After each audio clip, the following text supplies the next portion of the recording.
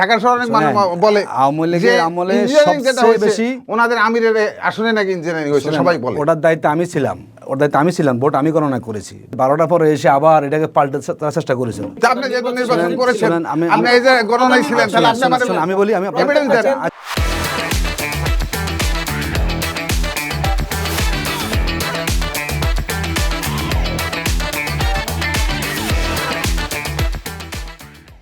দর্শক শুভেচ্ছা জানাচ্ছি বিউটি বাংলার নিয়মিত আয়োজন রাজনৈতিক বিষয় টক শো ভয়েস অফ ডেমোক্রেসিতে।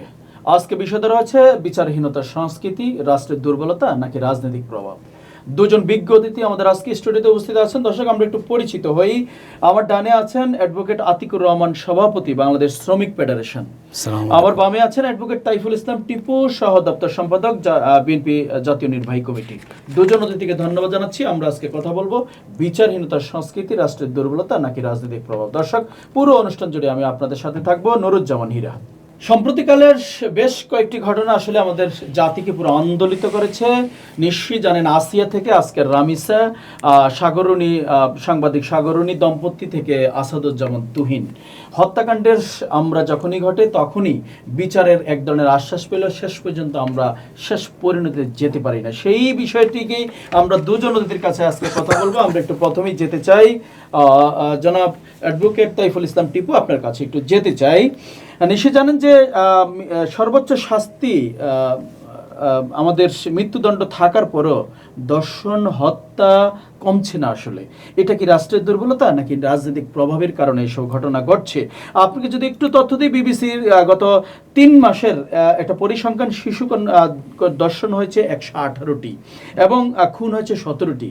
এই যে বিভৎসতা, আসলে কি রাজনৈতিক প্রভাবের কারণেই এই আসলে গুম, দর্শন, হত্যা কমছে না? আসলে কি মনে করছেন আপনি? ধন্যবাদ আপনাকে। আসলে বাংলাদেশে 18 কোটি মানুষ, 55,000-এর অধিক বর্গমাইল এলাকা বিস্তর।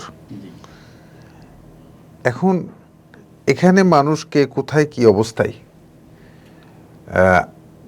থাকছে, এটা তো রাষ্ট্রের দায়িত্ব মানুষের নিরাপত্তা দেওয়া, সরকারের দায়িত্ব রাষ্ট্রের নিরাপত্তা কিন্তু নিশ্চিত করা। আপনার সামগ্রিক বিষয়গুলা আপনার পুঙ্খানুপুঙ্খ নিয়ন্ত্রণ করার ক্ষমতা রাষ্ট্রের নাই। কারণ এখানে মূল যে ঘটনাগুলি ঘটছে সেই ঘটনাগুলা এখন দেখেন ডে বাই ডে এটা হচ্ছে মানসিকতার একটা বিষয় হয়ে দাঁড়াইছে। যেমন আপনার রুচিবোধ, এই যে ঘটনাগুলি ঘটছে, নৈতিক অবক্ষয়, মানুষ অবক্ষয় ঘটছে বিভিন্ন সোশ্যাল মিডিয়া থেকে শুরু করে বিভিন্ন কারণেই আজকে বাংলাদেশে না সারা বিশ্বেই এবং বাংলাদেশের পুরো এই প্রভাবটা বেশি পড়ছে, যার কারণে এই মানুষের নৈতিক অবক্ষয়টা ডে বাই ডে বাড়ছে। এখন দেখেন, এই যে কিছুক্ষণ আগে আমি দেখলাম যে ছেলে নেশা করে, বাবা মা তারে ইয়াতে রাখছে, সেফ কাস্টডিতে রাখছে, বাড়া এসে বাবারে খুন করছে। রাষ্ট্রের তো আর এত আপনার কাঠামোতে এত নিরাপত্তা বাহিনী না যে প্রত্যেকটা মানুষের পিছনে একজন করে দেওয়ার।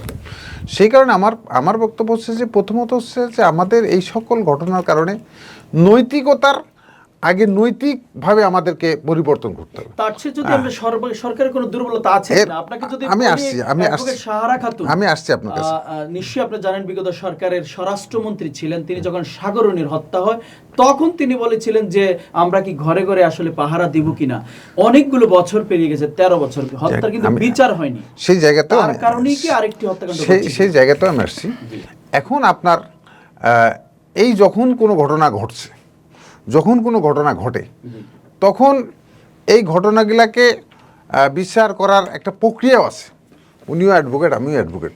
এই প্রক্রিয়ার রাষ্ট্রীয় যে ব্যবস্থা, সেই ব্যবস্থার বাইরে ইচ্ছা করলে কিন্তু একদিনের মধ্যে কোনো পানিশমেন্ট কোনো সরকার প্রধানও দিতে পারবে না, রাষ্ট্রপতিও দিতে পারবে না। আপনি কি মনে করছেন না সাগরণীর হত্যাকাণ্ডের ব্যত্যয় ঘটেছে সেই যে নিয়ম, শিশু আইন যে আছে? আসছি আপনার কাছে, আমি আসছি, আমাকে বলতে দেন। তো সেই কারণে আপনার যে বাংলাদেশের সংবিধান অনুযায়ী যে বাংলাদেশের যে আইন ব্যবস্থা আছে সেই ব্যবস্থার মধ্যে দিয়ে কিন্তু একটা বিচার করতে হবে। এর বাইরে বিচার করার কোনো সুযোগ নেই। এবং বিচারগুলি আপনার যখন একটা কন্টিনিউ যখন শুরু হয় প্রসেসগুলো, এখানে তখন বিভিন্নভাবে রাজনৈতিক প্রভাব, ব্যক্তিগত প্রভাব এবং আধিপত্যের একটা বিষয় কিন্তু চলে আসে। এবং এখান থেকেই দেখা যাচ্ছে যে অনেকেই ঘটনা সত্য, কিন্তু সাক্ষী প্রমাণের অভাবে আপনার বিচারক কিন্তু রায় দিতে পারছে না বিভিন্ন প্রভাবের কারণে। এবং বিচার ব্যবস্থাতে তো কিছু পরিবর্তন অবশ্যই আনতে হবে, কারণ বিচারের আজকে ধরেন পিপি এপিপি যারা আছে, আমার জানা মতে তারা ম্যাক্সিমাম সময়টাই হচ্ছে সরকারি দলের লোকজন হয় বিভিন্ন সময়। এখন এইবার কি একটা ব্যতিক্রম আছে, সেটা হচ্ছে যে এখন পর্যন্ত সরকারি দল এবং বিরোধী দলের দুই পক্ষের কিন্তু পিপিরা এখন পর্যন্ত বলবৎ আছে এই রাষ্ট্রের বর্তমান ব্যবস্থাতে। তো সেক্ষেত্রে আর এই বিচারগুলো করার প্রক্রিয়ার সাথে আপনার এই সরকারি যারা কর্মকর্তা থাকে বা সরকারের যারা আইন কর্মকর্তা থাকে, তাদের কিন্তু দায়িত্ব থাকে এগুলাকে দ্রুততার সাথে ব্যবস্থা নেওয়ার। কিন্তু বাস্তবতা হচ্ছে তারা ওই দায়িত্বটা পালন না করে হয়তো অনেক সময় দেখা যাচ্ছে যে এখানে একটা পেশার সাথে সাথে একটা অর্থনৈতিক বিষয় জড়াতে, সেদিকে তারা বেশি সময় দেয়। কিন্তু এই বিচারগুলাকে প্রক্রিয়াগুলাতে স্বচ্ছতা আনার জন্যে যত দ্রুত করা উচিত সেইগুলা তারা আনে না। পাশাপাশি আমি আরেকটা জিনিস আপনাকে বলতে চাই, বাংলাদেশের বিচার ব্যবস্থাটাও কিন্তু আপনার একটা জায়গাতে চলে গেছে। দেখেন বাংলাদেশের সর্বোচ্চ জায়গাগুলো, যেমন হাইকোর্টের বিচারপতি নিয়োগ হয় একটা সিলেকশনে, আপনার পিওনের নিয়োগ হয় পরীক্ষা দিয়া, আপনার এমসিকিউ দিতে হয়, আপনার রিটেন দিতে হয়, দিয়ে ভাইবা দিয়ে ফেস করে তারপরে হয় চাকরি পাই। আর হাইকোর্ট আর সুপ্রিম কোর্টের বিচারপতি হওয়ার জন্য কোনো পরীক্ষা দেওয়া লাগে না। তো সেই কারণে আপনার তো পরিস্থিতি তো কিছুটা ব্যাহত ঘটে। অ্যাডভোকেট আতিকুর রহমান, আপনার কাছে একটু যেতে চাই। একই প্রশ্ন, সর্বোচ্চ যেটা বলছিলেন নৈতিক অবক্ষয়, আসলে সর্বোচ্চ শাস্তির বিধান আছে, কম বেশি শাস্তি হচ্ছেও, বাট আমরা দর্শন হত্যা কিন্তু কমছে না। এইটা কি রাষ্ট্রের দুর্বলতা না, যেটা বললেন আসলে নৈতিক অবক্ষয়, রাজনৈতিক প্রভাব? আপনি কি মনে করছেন? আসলে একটু ছোট্ট পরিসংখ্যান দিয়ে আপনাকে, আশোকের মানবাধিকার প্রতিবেদনে এসে 2024-এ মব সন্ত্রাসের মাধ্যমে নিহত হয়েছে 128 জন, 2025 সালে এটা বেড়ে গিয়েছে 293 জন, আপনার 2026-এ 3 মাসে 57 জনে দাঁড়িয়েছে। অর্থাৎ আমরা পরিসংখ্যানে কিন্তু ভালো হচ্ছি না, দিন দিন আসলে আরো খারাপের দিকে যাচ্ছে। এই বিষয়ে আপনি কি বলতে চান? জি, ধন্যবাদ আপনাকে, ধন্যবাদ আমাদের সহ-আলোচক এবং যারা শুনছেন। আমি সবাইকে শুভেচ্ছা এবং সালাম জানাচ্ছি। দেখুন, একটি গুরুত্বপূর্ণ বিষয় আজকে আপনি আলোচনার অবতারণা করেছেন, যে বিষয় নিয়ে আমরা সবাই আসলে উদ্বেগ এবং উৎকণ্ঠার মধ্যে আছি। প্রতিনিয়ত নানাবিধ সংবাদ দেখতে দেখতে আমরা এখন অনেকটাই বলা যায় সংবাদ দেখেও আমাদের কাছে এখন আতঙ্কের কারণ হয়ে দাঁড়িয়েছে। আসলে এটি দুইটা দিকে এখানে সমানভাবে এটার প্রতিফলিত। রাষ্ট্রের দুর্বলতাও আছে, রাজনৈতিক প্রভাবও আছে। দেখুন, আমাদের দেশে আইন অনেক আছে, আইনে যত সাজা সবই ঠিক আছে, কিন্তু বাস্তব হচ্ছে আপনি আইনের এই প্রয়োগটা আপনি কীভাবে করছেন। দেখুন, আমাদের দেশে একটা মামলা যখন তদন্ত হয়, প্রথম হচ্ছে যদি কোনো অপরাধ যদি বেশি আলোচিত না হয়, সে অপরাধ আসলে অনেক সময় আসামিও ধরা পড়ে না। এই জন্য আমরা দেখি যে কোনো ঘটনা ঘটলে সবাই আমরা অনলাইনে সোচ্চার হই। তো অন্তত পক্ষে রাষ্ট্রের যারা আইনশৃঙ্খলা বাহিনী, তারা সেখানে একটু অ্যাডভান্সে ভূমিকা পালন করেন। আর যেই অপরাধ, যে ঘটনা খুব বেশি আলোচনায় আসে না, অথবা নীরবে নিবৃত্ত অপরাধটা সংগঠিত হয়ে যায়, সে অপরাধের বিচার, তার তদন্ত, এটি আসলে আশা করা যায়। কিন্তু বাংলাদেশের বিচার ব্যবস্থার যে বর্তমান পদ্ধতি আমাদের চলছে, এটা অনেকটা সুদূর পরাহত। দেখুন, আমাদের অপরাধের তদন্ত কবে যে শেষ হবে, গাইডলাইন হয়তো আইনে দেওয়া আছে, কিন্তু বছরের উপর বছর পার হয়ে যায়, তদন্ত শেষ হয় না। 126 বার এখনো প্রতিবেদন দাখিলই করতে পারে না। এটা তো আসলে বিশ্বাসযোগ্য না। মানে ব্যর্থতাটা কার? আপনাদের সমর্থিত অন্তর্বর্তীকালীন সরকার ছিল, ইউনূস সরকার ছিল, তারাও কিন্তু করেনি, আগের সরকার তো করেইনি। শুনুন, এখন তদন্ত তো আর জোর করে করানো যাবে না। তদন্ত কর্মকর্তা থাকেন, ধরে তিনি তদন্ত রিপোর্ট না দেন, তার জন্য কোনো পানিশমেন্টের ব্যবস্থা আমাদের আছে? নাই তো। তিনি আরও সময় চাচ্ছেন, এই যে আমাদের রাষ্ট্র দুর্বলতা। মানে রাষ্ট্র যদি কোনো বিষয়ে খুব পজিটিভ থাকেন, তার তদন্ত, আজকে যখন মাননীয় প্রধানমন্ত্রী বলেছেন 1 মাসে করবেন, তার মানে চাইলে এই তদন্তটা 2 দিনও করা সম্ভব। একই তদন্তকে যুগের পর যুগ যাচ্ছে, আলোর মুখ দেখে না। দেখুন, আমাদের আবার তদন্তর ক্ষেত্রে যখন হয় নিরপেক্ষতা, আমাদের দেশে আইন শৃঙ্খলা বাহিনী আমরা অনেক কথা শুনি, কিন্তু এই তদন্ত করতে গিয়ে ডানকে বামকে আপনার ডান করে ফেলে। দেখা যায় অপরাধী যেখানে তার সাজা হওয়ার কথা, এমনভাবে সূক্ষ্মভাবে তদন্ত রিপোর্ট দেওয়া হয়, তাতে একসময় কি সাক্ষী প্রমাণে গিয়ে অপরাধীর খালাস পাওয়ার সুযোগ সেখানে তৈরি হয়ে যায়। এরপর হচ্ছে আমাদের দীর্ঘসূত্রিতা কাজ করে লম্বা সময়, আমাদের বিচার সহজে হয়। এই যে রাষ্ট্র খানের কথা আপনি শুনেছেন না, 11 জন নারীকে হত্যা করেছেন তিনি, মানে রেপ করে করে। এখন পর্যন্ত সেটার তো যেই দেশে এরকম বিচার ব্যবস্থা চলছে, বছর পর বছর চলছে, সাক্ষী আসছে না, সাক্ষী করার ব্যবস্থা নাই, অনেক সময় যারা প্রভাবশালী থাকেন আরো ভিন্ন হিসাব। ধরুন আমি বলি, আপনারা এই বিষয়ে কি ভূমিকা আসলে আমি বলছি শোনেন, জনগণের পক্ষে এই জন্যই আমরা বলেছি আমাদের বিচার বিভাগকে স্বাধীন থাকতে হবে। যতদিন পর্যন্ত না আমাদের বিচার বিভাগের উপরে রাজনৈতিক প্রভাব আমরা মুক্ত করতে না, ততদিন পর্যন্ত এইভাবেই চলবে। আপনি যতই মুখে বলবেন, মানে আইনের শাসনের কথা বলবেন, ন্যায় বিচারের কথা বলবেন, কিন্তু আসলে বাস্তব যে সিস্টেম আর অভ্যস্ত হয়ে আছে। দেখুন আমাদের সাম্প্রতিককালে এটা আমাদের বলতে হয়, আমরা সবাই মিলে চেয়েছিলাম এই জায়গাটা আমাদের একটু ভালো কিছু হোক, কারণ আমিও তো অনেক সময় ভিকটিম হতে পারি, আমারও তো ন্যায় বিচার লাগবে। যদি সেই সেটা তো ইতিমধ্যে তো তা এখন সরকার মুখে বলছেন ন্যায় বিচার, আমাদের মানে স্বরাষ্ট্রমন্ত্রী বলছেন যে সব ঠিকঠাক থাকবে, বিচার তার নিজস্ব করে চলবে, সেগুলো কীভাবে চলছে? দেখুন আমাদের যে একটা বড় দাবি ছিল স্বাধীনতার পর থেকে বিচার বিভাগের স্বাধীনতার কথা, বারবারই আমরা হোঁচট খেয়েছি। 24শে 5ই আগস্টের পর দাবি উঠেছে, আমাদের একটা অধ্যাদেশ কিন্তু হয়েছে, সেটা কিন্তু ইতিমধ্যে অলরেডি সেটা বাতিল হয়ে গিয়েছে। বিচারপতি নিয়োগ নিয়ে একটা অধ্যাদেশ বাতিল হয়ে গেছে। এটার বিষয়ে আপনারা বিরোধী দলে কি ভূমিকা নিয়েছেন? এবং বিএনপি যে 31 দফা সেখানেও কিন্তু এটি উল্লেখ আছে। আমি যদি আপনাকে দেখেন, বিএনপি তারা যে কটা অধ্যাদেশ অনুমোদন করেছেন, 16টি অধ্যাদেশ তারা অনুমোদন করেননি। মূলত এই অধ্যাদেশগুলো ছিল হলো সংস্কার সংক্রান্ত, সংস্কার ব্যতীত যে অধ্যাদেশগুলো ছিল রুটিন ওয়ার্ক, তারা সেগুলো করেছেন। কিন্তু রাষ্ট্রের জবাবদিহিতা, এই যে দুদকের কথা আপনি বলুন, সবই কিন্তু একটা বিচারহীনতার দিক। কিন্তু যদি আপনি কাউকে ধরতে না পারেন, যদি দুদক চেয়ারম্যান মনে করেন যে এই ব্যক্তিকে ধরলে আমার শেয়ার টিকবে না, তিনি সেখানে দেখো না দেখার বান করবেন। যতই আপনি বলবেন হ্যাঁ আমি তদন্ত করছি, খুব সিরিয়াস, মুখে সিরিয়াস থাকেন, বাস্তবে সিরিয়াস পাওয়া যায় না। তার মানে আমরা সেই পুরনো বোতলে আসলে নতুন একদম না, একই অবস্থায় যাচ্ছি। এটি খুব বাস্তব। কারণ শুনেন, যার জন্য মানুষের আস্থানে তৈরি হয়েছে, মানুষকে মনে করে লাভ কি, সে আমাকে তাকে মেরে ফেলি আমি, কারণ আমি তো বিচার পাবো না। কবে বিচার পাবো, কয় যুগ পরে পাবো, এই যে একটা আস্থাহীনতা তৈরি হয়েছে, এটি রাষ্ট্রের বড় সংকট। এবং রামি স্যার বাবা আক্ষেপ করে কিন্তু বলছেন আমি বিচার চাই না, এবং আরো বলেছেন যদি আরেকটা ঘটনা ঘটে এটা তামাশা। আপনার কাছে একটু যেতে চাই, মাননীয় স্বরাষ্ট্রমন্ত্রী বলেছেন ধর্ষকের সর্বোচ্চ শাস্তি প্রকাশ্য মৃত্যুদণ্ড, প্রধানকে মধ্যযুগীয় বলে মূলত রাসূলুল্লাহ সাল্লাল্লাহু আলাইহি ওয়াসাল্লামের যে বিচার ব্যবস্থা সেটাকে অবজ্ঞা করেছেন কিনা আপনার কি মনে হয়? 1400 বছর আগে বিচার ব্যবস্থা কোরআনে দেওয়া আছে, দর্শন করলে কি হতে পারে, চুরি করলে কি হতে পারে, সেটাকে মধ্যযুগীয় বলাটা কতটা আপনার যুগোপযোগী, সময় উপযোগী বা ইসলাম পরিপন্থী? এটা আপনার উনি তো মূল থিম থেকে সরে যায় নাই। এখন রাজনৈতিক ভাষায় বিভিন্ন সময় বিভিন্ন কথা বিভিন্ন জন বলে, কিন্তু উনি মূল দর্শন কোনোটাকে তো উনি ইগনোর করে নাই উনি।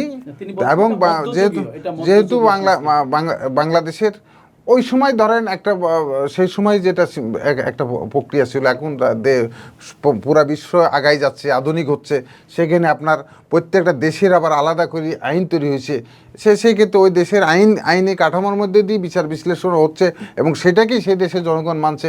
সেই ক্ষেত্রে ওই সময় একটা জেনারেল নিয়ম ছিল, এখন এটা মডারেট হয়েছে বিভিন্ন দেশের জায়গাতে, সেই জায়গাতে উনি রাজনৈতিক ভাষায় হয়তো কথাটা বলছে, কিন্তু বাস্তব থিম থেকে তো উনি সরে যায়নি যে উনি যে এটা বিচার হবে না বা ওইটা হবে না সেটা তো বলে নাই। আর আমি আরেকটা কথা যেটা বলি সেটা হচ্ছে যে আমাদের সরকারের মেয়াদ সবেমাত্র 3 মাস পার হয়েছে। আপনি ইচ্ছা করলেই কিন্তু সব সমস্যা একদিনের সমাধান, তারপরে সরকার কিন্তু অনেক বড় বড় পদক্ষেপ নিতে, আপনার এই সরকার ক্ষমতা আসার সাথে সাথে একটা জ্বালানি সংকট সারা বিশ্বের আসছে, সেই জ্বালানি সংকটের জায়গা থেকে যেভাবে অনেক দেশে কিন্তু লকডাউন দিতে হয়েছে, পাকিস্তানেই লকডাউন দিতে হয়েছে, কিন্তু বাংলাদেশে কিন্তু লকডাউন দিতে হয়নি।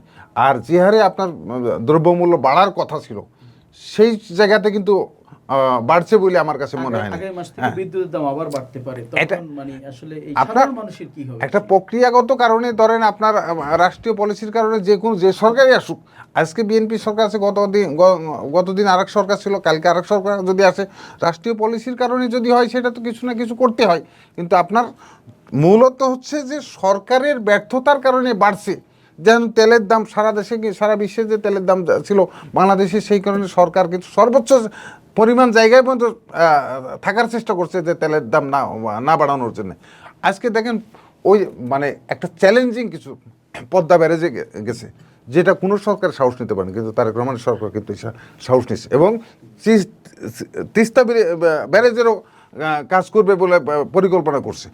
তা আপনার এখন প্রশংসনীয়, এখন যে জিনিসটা আপনি বলতে চাচ্ছি যে সেটা হচ্ছে যে আপনার টোটাল সমাজ ব্যবস্থা যদি আমাদের পরিবর্তন না হয়, আজকে এই যে হত্যাকাণ্ড কেন ঘটছে আজকে সমাজে, এবং প্রত্যেকটা ম্যাক্সিমাম গৃহে কিন্তু দ্বন্দ্ব শুরু হয়ে গেছে শুধুমাত্র এই ইন্টারনেটের যুগে আসার কারণে। বাংলাদেশে নেগেটিভ সাইডটা গ্রহণ করা হয়েছে। ফেসবুকে দেখছে যে কেমনে কারে হত্যা করতেছে, কেমনে কারে বন্ধুর সাথে হলে ক্লাস হচ্ছে, তাই সেক্ষেত্রে কী করছে, স্বামী স্ত্রীর সাথে কি ব্যবহার করবে, আরেক স্বামী আরেকজনের সাথে, এটা দেখার পরে আবার এইটা আমরা একটা ঘটনা ঘটছে, এটা প্রোপাগান্ডা করে আরেকটা ঘটনাকে আপনাকে এস্টাবলিশ করার জন্য আরেকটা মিথ্যা কথা বলছি। এমনও ঘটনা হচ্ছে যে আপনার কিছু আপনার ছবি তো কার্টুন তৈরি করে সেট করে দেওয়া হচ্ছে যে এটা না, এখন বিশ্বাস অবিশ্বাসের বিষয়ের জায়গায় চলে আসছে। যার কারণে আপনার বাংলাদেশে আমি যেটা বলি সেটা হচ্ছে যে সরকারি আসুক, প্রথমত হচ্ছে আপনার নৈতিকতার জায়গায় আপনাকে করতে হবে। নৈতিক পরিবর্তন যদি না ঘটে তাহলে কোনো কিছুরই সম্ভব হবে না। আমি প্রমাণ সাপেক্ষে বলতেছি। আর যে অঞ্চলগুলাতে ধরেন আপনার তো সেই কারণে আপনাকে বুঝতে হবে যে এই 31% ভোট করে এখন জামিন বা রাজনীতি করার সুযোগ আর এই যে জনমতে আছে, এই যে কিন্তু আপনারা 75% ভোট আপনার 70-75% ভোট যে কাস্ট হয়েছে, এই ভোটারদেরকে তাদেরকে জামাই আদরে সবাইকে নিয়ে আসা হয়েছে, নিয়ে আইসি তাদেরকে তাদের ভোট নেওয়া হয়েছে। তারা সাধারণ ভোট, তো এখন আপনি সাধারণ ভোটার। তাদের ভোট নেবেন, জি। তাদেরকে ভোটে যদি দাঁড়াইতে দিবেন, এটা তো গণতান্ত্রিক প্রক্রিয়ার পার্ট না। তার মানে তারা দাঁড়াতে যদি বাংলাদেশ, নির্বাচন করতে আমার পারছে। বক্তব্য হচ্ছে যদি বাংলাদেশের নাগরিক হয়, আর যেহেতু নির্দলীয় নির্বাচন হবে, বাংলাদেশের যদি নাগরিক হয়, তার বিরুদ্ধে যদি বাংলাদেশের আইন অনুযায়ী যদি তার বিরুদ্ধে যদি কোনো ফৌজদারি কোনো মামলা না থাকে, বা মামলা থাকলেও সমস্যা নাই, সাজাপ্রাপ্ত যদি না হয়, তাহলে তো যে কোনো বাংলাদেশি নাগরিকের অধিকার আছে নির্বাচন করার। ধন্যবাদ। সেই ক্ষেত্রে তো আমি মনে করি যে কিছু কি বলবেন? 10 হ্যাঁ, সেকেন্ড আমি একটু না শেষ দু তিনটা বিষয়টা আমাকে বলতে হবে। দেখুন, ছাত্রলীগ থেকে কখনো ছাত্র শিবির হওয়া যায় না, অসম্ভব। কারণ ছাত্র শিবির নির্দিষ্ট প্রক্রিয়া দিয়ে চলে। ছাত্রলীগ থেকে ছাত্র দল হওয়া যায়, কারণ বৈশিষ্ট্য একই রকম। শিবির যে বৈশিষ্ট্য, কখনো একজন লোক ওখান থেকে পরের দিন এসে শিবির, লীগ আর ছাত্র দলের বৈশিষ্ট্য ডাক্তার বিবিএসই তো দিয়েছেন আপনারা। যদি বলি তাহলে এটা কি সম্ভব? বাংলাদেশে বিপ্লব পরবর্তী সময় বিশ্ববিদ্যালয়ের ছাত্ররা এরকম ছাত্রলীগকে ভোট দিয়েছে? সম্ভব কখনো বলেন? ঢাকা বিশ্ববিদ্যালয়ের শিক্ষার্থীরা যদি এরকম ছাত্রলীগকে ভোট দেয়, আর আপনি জোর করে সাদিককে ছাত্রলীগ বানাবেন, এটি আসলে এই সময় এসে যুক্তিতে টেকে না। বরং ছাত্র দলকে মূলত তারা সেখানে প্রত্যাখ্যান করেছে। সাদিক কাইমকে আগে থেকে শিক্ষার্থীরা জানতো বলেই আস্থা পেয়েছে, বিপুল তারা সেখানে বিজয়ী করেছে। সেখানে দেখুন, উনি আমাদেরকে গুপ্ত বলেন। আমাদের বর্তমান মন্ত্রী পরিষদে ডক্টর খলিল সাহেব ছিলেন কিন্তু গুপ্ত বিএনপি, দল কোনো পদ নাই। আমেরিকার সাথে চুক্তি করেছেন, ওই চুক্তি মোতাবেক তিনি কোনো দল পদ, বহু যোগ্য লোক বিএনপিতে ছিল, সব থেকে একপাশ করে দিয়ে খলিল সাহেব পররাষ্ট্রমন্ত্রীর সাথে চুক্তি কথা আমরা জানতে চাই। আমাদের আইনমন্ত্রী কিন্তু গুপ্ত ছিলেন। এই ভদ্রলোক মানুষ, একই ব্যক্তি কীভাবে ডবল স্ট্যান্ডার্ড হতে পারে? যে আইন তিনি করেছেন আবার বাতিল করছেন। তার মানে তিনি হলো ওই সময় গুপ্ত ছিলেন বিএনপির থেকে, ছিলেন রাষ্ট্রীয় আইন কর্মকর্তা, পারপাস সার্ভ করেছেন বিএনপি। আজকে যে সংকট তৈরি হয়েছে অধ্যাদেশ নিয়ে, এই সংকটের মূল নেপথ্য কিন্তু হচ্ছে আইনমন্ত্রী জানতেন যদি এটা দিয়ে করা যায় তাহলে একসময় বিএনপিকে কী করা যাবে, ওয়াক ওভার দেওয়া যাবে কাজ করার জন্য। তিনি গুপ্ত। লাস্ট বলি, শেখ হাসিনা মাঝখানে বলেছেন না যে কথা দিয়ে কথা রাখে নাই। নিঃসন্দেহে একটা আন্ডারস্ট্যান্ডিং হয়েছে, বিএনপির ভোট আওয়ামী লীগের ভোট বিএনপি নেবে। তাহলে কখনো বলেছে আমাদের সাথে? বলো নাই তো। এবং ওই শেখ হাসিনার কথার কিন্তু কোনো বক্তব্য কোনো বিপিনতা Counter দেন কোনো- নাই। মির্জা ফখরুল সাহেব বলেছেন না যে আমরা করেছি, এবং অ্যাটর্নি জেনারেল বলেছেন এক সময় যে জামাত পক্ষ থেকে পিটিশন আনা হয়েছিল নিষিদ্ধের ব্যাপারে, আমি রাজি হই না। তো যে আইনমন্ত্রী তিনি আওয়ামী লীগ নিষিদ্ধের জন্য রাজি হন নাই, তিনি যখন আইনমন্ত্রী থাকেন তখন আমরা আওয়ামী লীগের ভোট পেয়েছি, তাহলে তো আমরা সরকার গঠন করতে পারতাম। কারণ আমরা জেনেছি যে সরকার গঠনের আশঙ্কাজনক অবস্থায় বিএনপি তখন এই চুক্তিটা করে তারা ক্ষমতার বৈতরণী পার হয়ে তারা ক্ষমতা এসেছে। যদি আওয়ামী লীগের ভোট বিএনপির সঠিক বাক্সে, ভোটই তো এসেছে। যদি আওয়ামী আপনি লীগের অনেক সময় বলেন না engineering শোনেন, হয়েছে বলছেন। তা তো হয়েছে ভাই, এটিকে অস্বীকার করতে পারবেন আপনার ইঞ্জিনিয়ারিং না, এক জায়গায় আপনি এক বলেন জায়গায় আওয়ামী লীগের ভোট না, দিয়ে যদি আসে আওয়ামী তাহলে লীগের আওয়ামী লীগের আওয়ামী লীগের অবস্থান আছে। আওয়ামী লীগের ভোটও একটা অংশ পেয়েছে, ওই যে বলছি না যে মানে তারা একটু শুধু শুধু দেবে সেখানে, এবং কিছু জায়গাতে আমরা বলেছি সব জায়গায় না, কিছু জায়গাতে 50 থেকে 55 জায়গায় যাতে করে বিএনপি 2/3 মেজরিটি পেতে পারে, যাতে করে জামাতের সংখ্যাটা কমে যায়, এমন একটা করা হয়েছে। এটি আমরা জানি কিছু কিছু জায়গায় অল্প ভোটের ব্যবধান আমাদের নেতারা হেরেছেন, সেখানে ভোট গণনা কারচুপি হয়েছে এবং সব জায়গায় পরিবর্তন দেখলাম রেজাল্ট শিটের ভিতরে, মানে এই over writing BNP over writing করা হয়েছে, তো বোঝা যাচ্ছে। কিন্তু আমরা যেহেতু আমরা বলছি ইলেকশনটা হলো, কোনো মানুষ মারা যায় নাই, বাহ্যিকভাবে এটা সুস্থ, আমরা কিন্তু মেনে নিয়েছি আমরা, কিন্তু এটি যে হয়েছে এটি অস্বীকার করার উত্তর কোনো দিবেন কিনা সুযোগ জনাব নাই। সাইফুল ইসলাম, কোন কোটা পররাষ্ট্রমন্ত্রী তিনি হয়েছেন, সাবেক প্রধানমন্ত্রী বলেছেন কথা রাখেননি, এই শব্দগুলোর ব্যাখ্যা কি হতে পারে? আমরা তো বলছি, আমি তো বলেছি যে আমরা আপনার ওপেন রাজনীতি করি, যে যাকে যেখানে তখন প্রয়োজন হয় দলে দেশের প্রয়োজনে কাউকে কোথাও নিয়োগ দেওয়া হলে প্রয়োজন হলে তাকে নিয়োগ দেয়, সেটা যদি জামাতের হয় তাকে দিয়েও কাজ করা হবে, যদি আওয়ামী লীগ হয় তাকে দিয়েও প্রধানমন্ত্রীর কাজ করবে। অনেকের সাথে কিন্তু প্রধানমন্ত্রীর সাথে জামাতকে তো খালেদা জিয়া মন্ত্রী বানাইছে, এই দেশের প্রধানমন্ত্রী তো মানছে। আজকে আপনার যে কথা উনি ভাই যে কথা বললেন, সাদিক কায়েমদের ফুটেজ গিয়ে প্রোফাইলগুলি দেখেন কোথায় ছাত্রলীগ ছিল আর ছিল কি ছিল না, ওটা দেখলে বুঝবেন। আর দ্বিতীয় কথা হচ্ছে যেটা হচ্ছে যে আপনার ভোটের যে হচ্ছে জনগণ আপনাদের ভোট দিছে, আপনার আওয়ামী লীগ বিএনপি জামাত ইন্ডিভিজুয়ালি বাংলাদেশে নির্বাচন হোক, কত পার্সেন্ট ভোট জামাত ইসলাম বাংলাদেশে পাই, তখন বোঝা যাবে যে এই ভোট কোথা থেকে।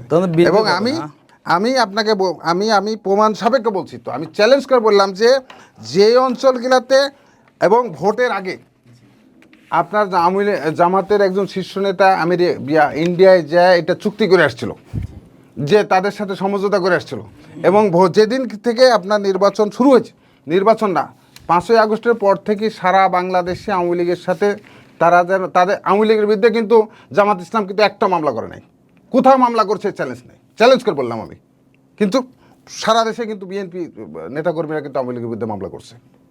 আমি আজকে চ্যালেঞ্জ করে বললাম যে উনি অ্যাডভোকেট দেখাক যে একটা জায়গায় জামাত ইসলাম আওয়ামী লীগের বিরুদ্ধে মামলা করছে। এবং আমি তো আমি আমার নির্বাচনী আসনে আপনি প্রত্যেকটা আসন দেখেন যেখানে আওয়ামী লীগের ভোটের সংখ্যাটা দেখছি ওই জায়গাতেই আপনার দাঁড়িপাল্লার ভোট বেশি পেয়েছে। জি ধন্যবাদ।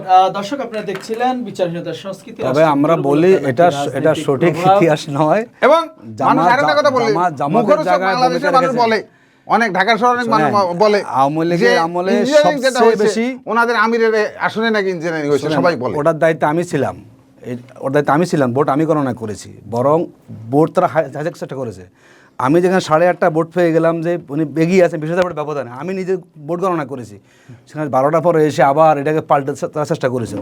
এগুলো বলে লাভ নাই। মানুষ কিভাবে পাল্টায় এটা আপনি যেহেতু নিজে প্রধান নিশ্চিত, আপনি যেহেতু নির্বাচন করেছেন, আপনি এই যে গণনায় ছিলেন, তাহলে আপনি আমি বলি আমি একটু বলি, জামাত আমিরের যে আসন ঢাকা 15 আসন, আমরা সব জায়গায় ভোট কেন্দ্রের বাইরে ওই সব যোগ করেছি, আমরা যোগ রাত 9টা মোটামুটি আমরা ফাইনাল, উনি 21 বেশি পেয়েছেন, সব করছি। কিন্তু আমরা দেখলাম ওরা ঘোষণা দিচ্ছেন না, 1টা 2টা 3টা 4টা ঘোষণা দিচ্ছেন না, আমি বের করছি আমার সঙ্গে, এবং দেখলাম যে ওই রাতের বেলা আবার ওই প্রার্থী বসে উনি জিতে গেছেন। ওনার ডকুমেন্টটা কি আমরা যেখানে সব স্বাক্ষর সব আমাদের কাছে ছবি তোলা, যোগ করলাম কোন কেন্দ্রে কত পেয়েছেন। মাত্র 1 কেন্দ্রে জামাতের আমির ভোট পেয়েছেন কম, 1 কেন্দ্র 7 ভোট কম পাইছেন, আপনি সব কেন্দ্রে ফার্স্ট হয়েছেন। যদি সেখানে আপনারা ইঞ্জিনিয়ারিং বলেন তো তা কিছু করার থাকে না ধন্যবাদ আসলে। দুজন অতিথিকে আজকে সময় দেওয়ার জন্য। আমাদের সাথে ছিলেন অ্যাডভোকেট তাইফুল ইসলাম টিপু, সহদপ্তর সম্পাদক বিএনপি জাতীয় নির্বাহী কমিটি। আমাদের সাথে ছিলেন বাংলাদেশ শ্রমিক কল্যাণ ফেডারেশনের সম্মানিত সভাপতি জনাব অ্যাডভোকেট আতিকুর রহমান। আমাদের আজকের বিষয় ছিল বিচারহীনতার সংস্কৃতি, রাষ্ট্রের দুর্বলতা নাকি রাজনৈতিক প্রভাব। দুজন অতিথি কথা বলছেন আগামী দিনে একটি বারযোগ্য বাংলাদেশ গড়তে আসলে আমাদের প্রত্যেকটি হত্যাকাণ্ডের ন্যায্য বিচার, প্রাপ্যতা, অধিকার আমরা রাখি। সেই 24-এর গণ অভ্যুত্থানের পরে সেই স্বপ্নই আমাদের লালন করেছে, ধারণ করেছে। আশা করি গণমানুষের সরকার সেই প্রত্যাশাই রাখবে। দর্শক, আগামী দিনে দেখা হবে নতুন কোনো বিষয় নিয়ে। সে পর্যন্ত ভালো থাকবেন। আল্লাহ হাফেজ। আসসালামু আলাইকুম।